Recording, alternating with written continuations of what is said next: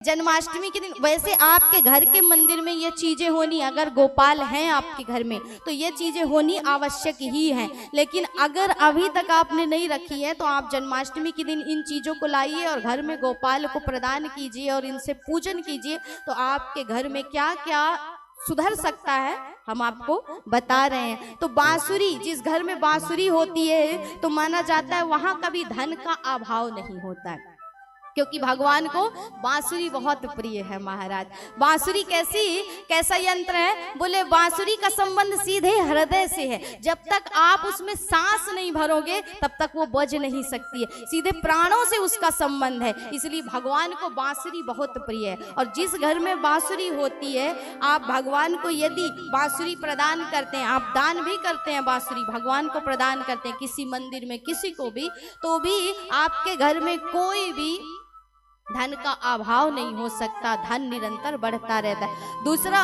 इस दिन यदि पीतल की या चांदी की गाय आप लाते हैं और मंदिर में रखते हैं, उसका पूजन करते हैं, तो माना जाता है कि आपका जो करियर है और कारोबार है वो निरंतर बढ़ता है, तरक्की की ओर ले जाता है। इसलिए अगर गाय नहीं हो तो गाय लेकर के आइए, पीतल की चांदी की जो भी मिले लेकर के आइए और मंदिर में रखिए गोपाल के सामने और उसका नित्य प्रति पूजन करिए, क्योंकि गौ पालक जाने जाते हैं हमारे गोविंद, इसीलिए इनका नाम भी गोपाल पड़ा था, क्योंकि ये गौओं से बहुत प्रेम करने वाले हैं और इन्हें गौ माता बहुत प्रिय है। तीसरी बात, वैजंती माला।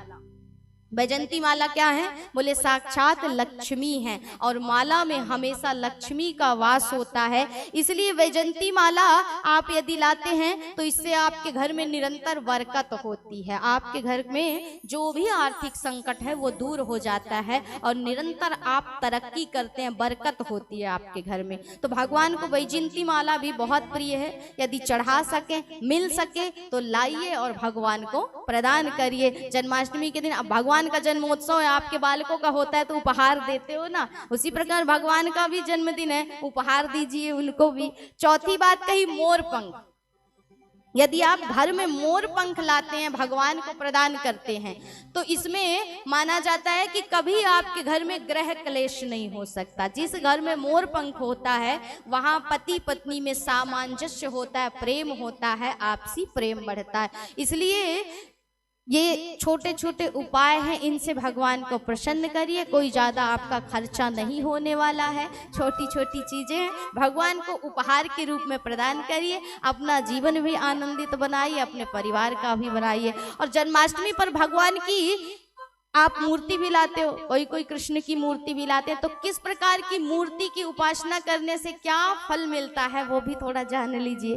तो माना जाता है कि लड्डू गोपाल की यदि आप मूर्ति करते हैं, भगवान छोटे से लड्डू गोपाल के रूप में, तो लड्डू गोपाल की यदि आप पूजा करते हैं तो हिंदू मान्यता के अनुसार भगवान श्री कृष्ण के इस पावन स्वरूप की पूजा दुर्भाग्य दूर करके और सौभाग्य को प्रदान कराने वाली है। इसलिए लड्डू गोपाल जिस घर में होते हैं वहां पर हमेशा आनंद बना रहता है, क्योंकि ये छोटे बालक के समान है और ये हमेशा वात्सल्य उस घर में बना करके रखते हैं, तो सारा दुर्भाग्य आपका चला जाता है और सौभाग्य आपको प्राप्त होता है। दूसरी मूर्ति होती है भगवान की गोवर्धन पर्वत उठाई हुई छवि, जिन्होंने छोटी उंगली पर गोवर्धन को धारण कर रखा है, उस मूर्ति को भी आपने देखा होगा। तो यदि आपके घर में वो मूर्ति, वो प्रतिमा है, तो उसकी पूजा से आपको क्या लाभ मिलता है ये भी थोड़ा सा जान लीजिए। तो माना जाता है कि इस मूर्ति की उपासना से, हमारी हिंदू धर्म में मान्यता है कि इस मूर्ति की उपासना से किसी प्रकार का आपके जीवन में भय हो या कोई भी आपके जीवन में बड़ी समस्या आपको परेशान कर रही हो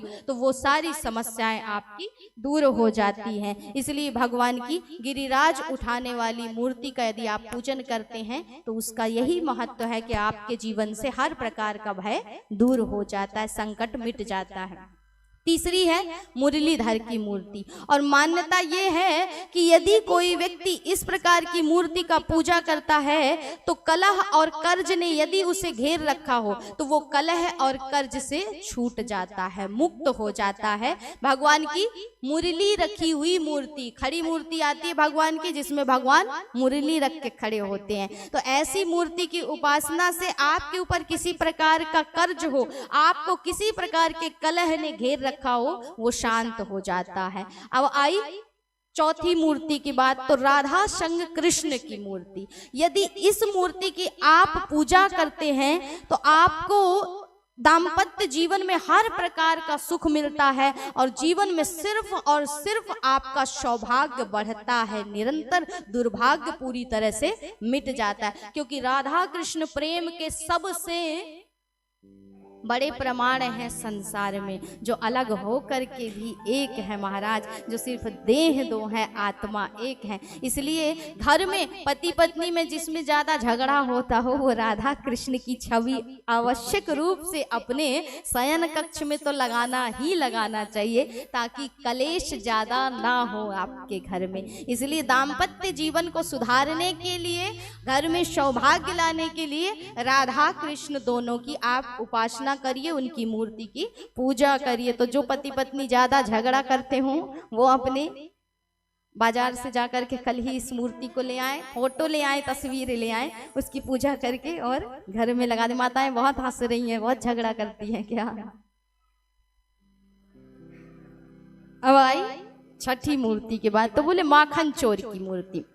ये जो माखन चोर की मूर्ति है, तो भगवान ने द्वापर युग में चोरी की थी ना गोपियों के यहाँ, जो कथाएं आप सुन रहे हो उन्हीं भगवान की तो सुन रहे हो। तो भगवान की इस मूर्ति की जो उपासना करता है, भगवान इसमें क्या करते हैं, स्वयं भी माखन खाते हैं और माखन लुटाते भी हैं। इसलिए जो इस मूर्ति की उपासना करता है उसके घर में कभी भी अन्न धन की कमी नहीं होती है, आपका भंडार अन्नपूर्णा देवी से भरा रहता है। इसलिए आप माखन चोरी वाली मूर्ति की यदि गोपाल की उपासना करें तो आपके घर में लक्ष्मी अन्नपूर्णा सब कुछ सदैव निवास करेगी। तो इस प्रकार ये जन्माष्टमी का उत्सव मनाइए। भगवान करें, भगवान की ऐसी कृपा हो कि आपका जीवन निरंतर धन धान्य से, भक्ति से परिपूर्ण हो और इसी प्रकार कथा का आप आनंद लेते रहें। हर वर्ष आपको ये सौभाग्य मिले और हरि की उपासना करते करते आपका जीवन ऐसे ही लाभान्वित होता रहे। उनका आशीर्वाद आप पर, आपके परिवार पर